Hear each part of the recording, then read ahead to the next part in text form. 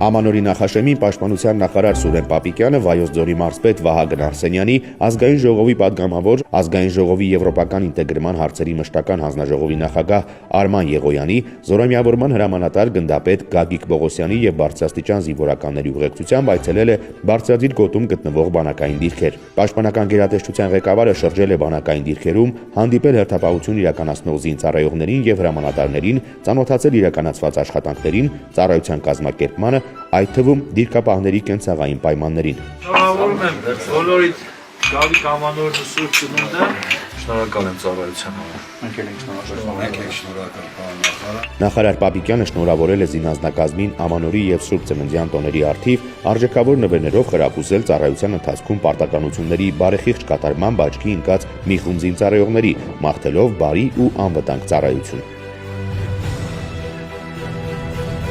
Շնորհակալ եմ ծառայության։